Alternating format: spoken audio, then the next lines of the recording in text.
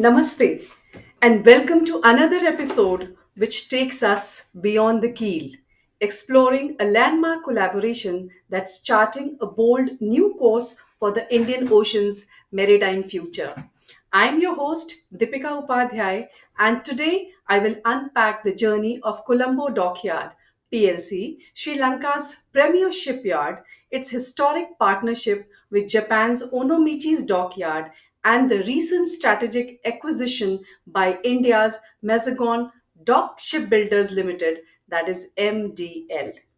Joining us today, we have with us Dr. Sarath Obesekera, who served as the chairman of Port Authority of Sri Lanka and currently on the advisory board for the Export Development Board of Sri Lanka. He is also senior vice president of Indo-Sri Lanka Chamber of Commerce at Colombo. Welcome, sir.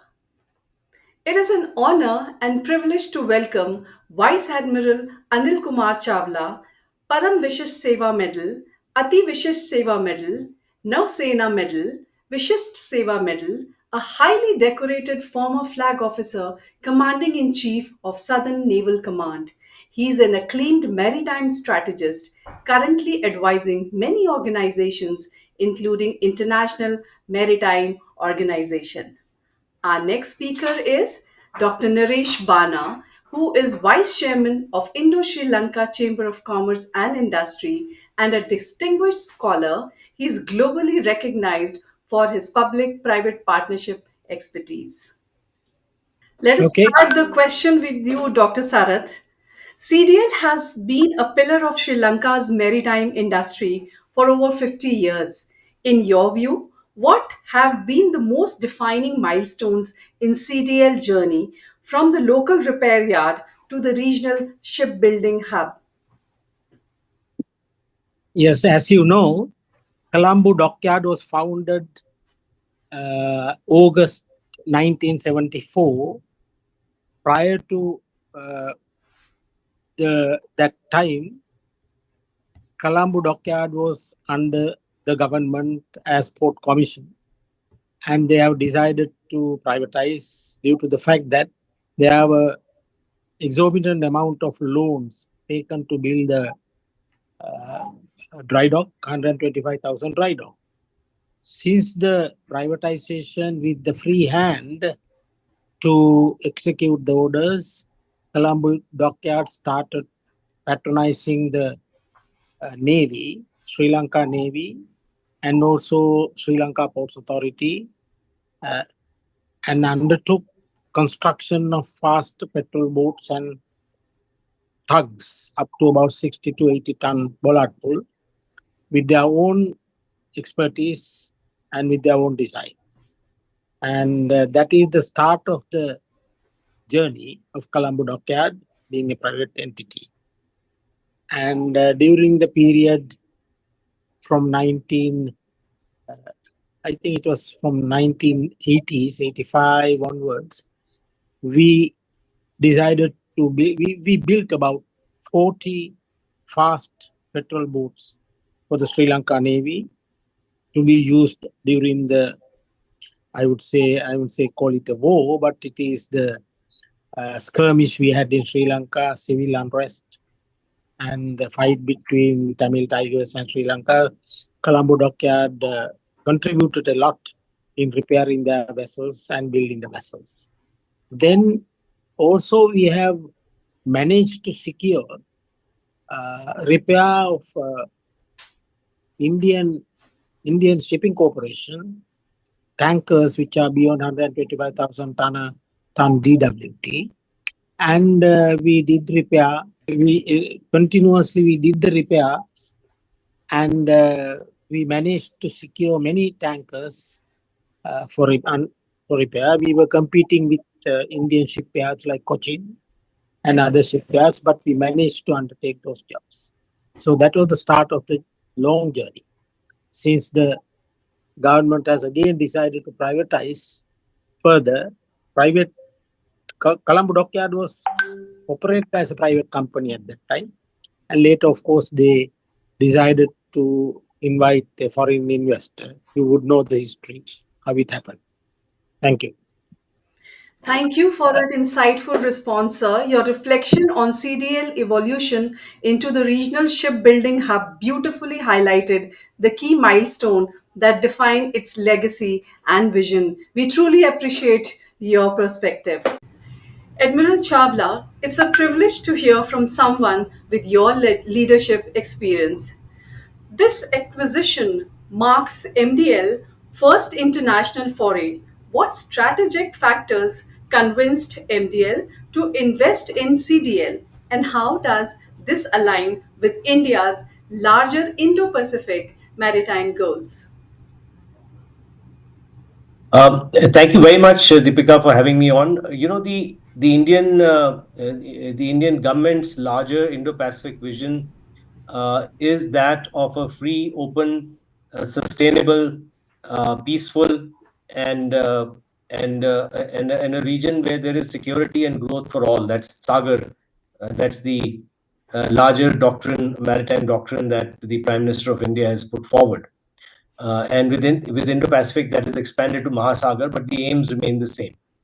So this acquisition, I would think, is playing a big role in that, in the sense that it ensures that a strategic asset such as Colombo Dockyard, which was earlier in partnership with Japan, which is with a Japanese company, which is and Japan is a very reliable and stable partner of both India and Sri Lanka, remains in the hands of a democratic country, in the with the support of a democratic country like India. India and Sri Lanka have been partners and friends for centuries, and after independence, this partnership has grown in many ways. And I think this acquisition will ensure that the Colombo Dockyard, which has a very strategic position, it has an experienced set of people manning it and running it. It has got some very skilled workers, and it has got some very tangible infrastructure benefits, having one of the largest dry docks in South Asia. So it will ensure that this dry dock keeps running to the profit of Sri Lanka, and it also ensures that MDL gets more visibility. MDL is a yard that has done very well. It's a misnomer to think that MDL is only a warship building yard. It also builds a lot of offshore support vessels. It has been in offshore for a very long time in terms of oil rigs, and both in building and repairing them. And it has a big commercial arm as well. So I think it will help MDL diversify its business from warships into commercial ships. And I think principally this would be a win-win partnership for both, wherein the Colombo Dockyard will retain its business of repairing and constructing repairing ships, particularly those on voyage. And it's as I said, it's a very strategically located shipyard, so it's easier for ships to come in there. It has the skill sets and the certifications and the quality assurance that is there required. And it also adds to the MDL's repository of knowledge, to the MDL's expertise, and it brings in the MDL. MDL is a very successful shipbuilding yard. It brings in MDL's expertise as well to further build up the Colombo Dockyard. And I'm sure the Colombo Dockyard would also be constructing some ships and auxiliary craft for India as well, maybe for the Indian Navy and the Indian Coast Guard as well in the years ahead, as the capacity and the requirement grows for the growth of the Indian Navy and the Indian Coast Guard. Thank you, Admiral. That was an incredibly nuanced and strategic perspective. It truly highlights how this landmark move isn't just about expansion, but about shaping a more secure and collaborative Indo-Pacific future. Over to you, Dr. Bana. Given the geo-economic and geopolitical shifts in the Indian Ocean region, how does the MDL CDL partnership affect Sri Lanka's positioning as a maritime hub, especially with the presence of other players like China? Deepika ji, this association marks a pivotal geo-economic and geopolitical shift in the Indian Ocean region. Valued at about US dollars 53 million, the deal positions Sri Lanka as a reinforced maritime hub with deeper Indian integration. This partnership ensures Colombo Dockyard's operational revival. It was critical given its recent financial distress, as explained, and unlocks synergies with India's military and commercial shipbuilding prowess. It extends this dockyard services to Hambantota, which is adjacent to the Chinese leased port facilities, thereby broadening Sri Lanka's repair and logistics network and diversifying strategic dependencies.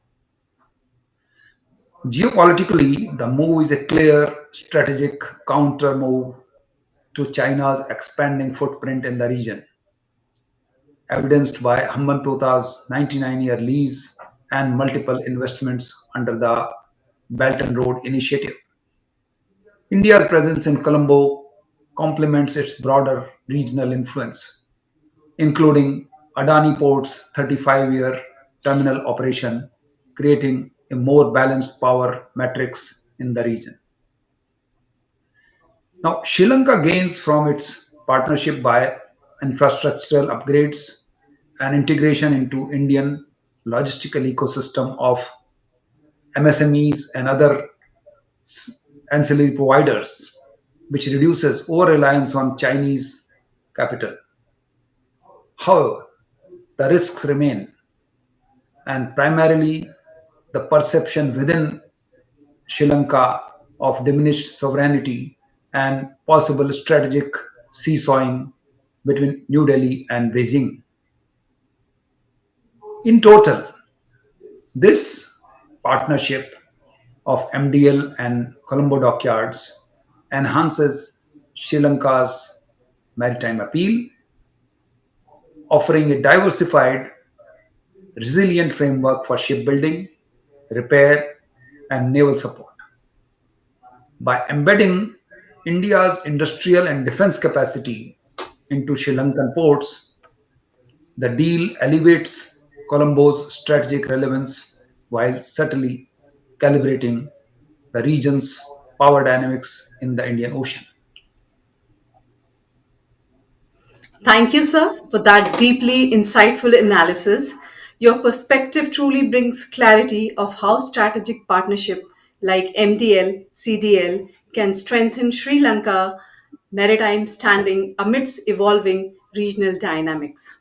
Sir, if I may Thank ask, with Onomichi's exit in 2024 and the challenges around working capital, what immediate step did CDL take to stabilize operations, and how critical was government or stakeholders' support during this transition? Well, as you know, we had a little bit of a economic slowdown, I would say, and also the effect of COVID. We were not being able to continue uh, or obtain capital to execute the jobs we have undertaken. With the Japanese support, we undertook construction of various cable laying vessels and various other type of bulk carriers. Due to the fact that the banks, Sri Lankan banks, were not being able to provide the guarantees and warranties, and the foreign ship owners were demanding that the Colombo Dockyard should provide warranties and guarantees so that advance payments paid and stuff like that. Therefore, they have decided to, the Onomichi, as the majority shareholder, was not able to provide any funds for that purpose, and they approached the Sri Lankan government also to en- to persuade the local banks to provide some funds, but they were not able because of the fact that they had a fairly high amount of loans given. Therefore, they decided to call sort of worldwide, I wouldn't call it a tender, but they informed through the high commissions and representatives abroad and requested various countries to submit proposals. During that time, Onomichis Dockyard also intervened in this matter, and Colombo Dockyard received proposals from United Arab Emirates, namely Dubai Dry Dock, and various other companies, and also, of course, Mazagon Shipyard submitted a proposal. And during a lengthy and scrutiny and due diligence, they have decided to award the contract. I would say, Onomichi has agreed to sell their 51% shares at a price you may know, $52.6 million, I guess. Small part of that amount will go to Onomichi as their own value for the value of the shares, and the balance will use to the company to support the company in getting warranties and guarantees to execute the current jobs undertaken. That, thank you. Your candid explanation of CDL's swift action post Onomichi's exit and the crucial role of stakeholders and government support truly highlighted the resilience and strategic clarity behind the company's stability. We appreciate your perspective, sir. Thank you so much for your lovely answer. Sir, we would also like to know beyond financial rescue, what new technological or operational synergies can we expect MDL to bring to CDL, especially in terms of defense manufacturing, offshore services, and workforce development as well?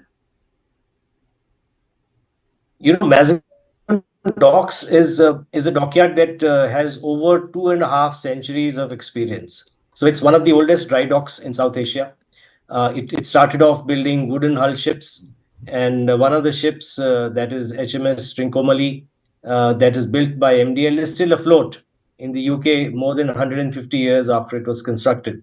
So it's a long, hoary history of excellence in shipbuilding. After independence, it has acquired an excellence in building advanced warships and submarines. So it builds some of the most advanced cruisers, destroyers, frigates, missile boats, and submarines, conventional submarines, for the Indian Navy. It has also been building ships and craft for the Coast Guard, as I mentioned earlier, also for the civilian sector. Now, in this process, MDL has acquired cutting edge shipbuilding skills such as modular construction of warships. It has acquired expertise in all types of welding, particularly because of its submarine construction. It has a huge repertoire of skilled workforce. It is one of the shipyards, defense shipyards in India, which always has its order books full. It also is occupies a very strategic location in Mumbai, where there are literally hundreds of SMEs and MSMEs which are supplying components to it. So I think what Mazagon Docks brings to Colombo Dockyard is its expertise, its long history in shipbuilding, its excellence in warship building, as also in the offshore sector. Whereas Colombo Dockyard itself has advanced facilities and advanced technologies in the construction and repair of merchant ships of all types, particularly LNG tankers, oil tankers, and even bulk carriers, which are specialized skills. So I think both these dockyards, when they combine their skills, when they combine their resources, they combine their order books, I think, as I mentioned earlier, it will be win-win for both. Both will grow. There is synergy in both of them. They're not really competing in the same niche area of shipbuilding with each other. And therefore, I can see business flowing both ways, from Sri Lanka to India and from India to Sri Lanka, which itself, I think, with India's ambition of building up its merchant marine by at least 1,000 ships over the next 15 years, that itself is a huge opportunity for Colombo Dockyard Limited. Thank you for that enlightening response, sir. It's encouraging to see how this partnership goes far beyond financial support, laying the groundwork for latest technological advancement and capacity building in this region. Thank you so much, sir. Thank you. Sir, with future development plans for Trincomalee Port and energy sectors collaboration on the horizon, what role can this Indo Sri Lankan maritime partnership play in boosting regional resilience and economic growth?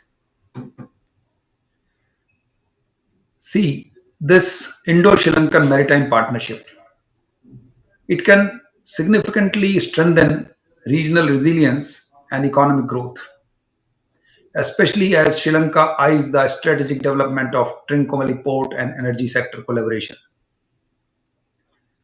Trinco, one of the world's finest natural harbors, holds immense potential as a transshipment, bunkering, and energy hub. India's active involvement here can catalyze joint infrastructure development, secure fuel storage and refining capacities. You know that there is a huge tank farm of Second World War vintage there, where India has their stakes, and it can enable the creation of a regional energy grid that links South Asia with Southeast Asia. Combined with Colombo Dockyard's revival under MDL's stewardship, this positions Sri Lanka as a pivotal logistics and manufacturing node along major east west maritime trade routes. India's growing footprint in Sri Lankan ports, especially Colombo and potentially Trincomalee, injects a measure of balance into the geopolitical chessboard of the Indian Ocean. It diversifies foreign investment resources, mitigates strategic vulnerabilities, and ensures that critical maritime infrastructure remains open, secure, and regionally governed. The public private partnership format could come handy in generating the investor interest and large capital required for such huge development can be unlocked. Economically, the collaboration can foster shipbuilding, repairs, green fuel innovations, and marine engineering services, which can lead to job creation, upskilling, and attracting ancillary industries. With energy cooperation layered in, especially on LNG, green hydrogen, and grid interconnectivity, Sri Lanka can position itself as a green maritime and energy hub. In essence, this maritime synergy transcends shipbuilding. It's a far reaching uh, partnership. It becomes a cornerstone for integrated economic revival of Sri Lanka, maritime sovereignty, and Indo Pacific strategic coherence. Thank you, sir. Thank you for that compelling response, sir. Your vision for regional cooperation through maritime and energy collaborations offer a powerful roadmap for shared resilience and sustainable growth in the Indo-Pacific region. Thank you, sir. As we anchor today's episode, one thing is clear: the MDL CDL partnership isn't just a financial transaction, it's a strategic handshake between two nations designed to uplift industries, build skills, and steer the Indian Ocean towards sustainable maritime leadership. My heartfelt thanks to our three esteemed guests for sharing their insights and to you, our listeners, for tuning in. Until next time, stay curious, stay connected, and keep riding the trade winds. I'm your host, Deepika Upadhyay, signing off. Namaste.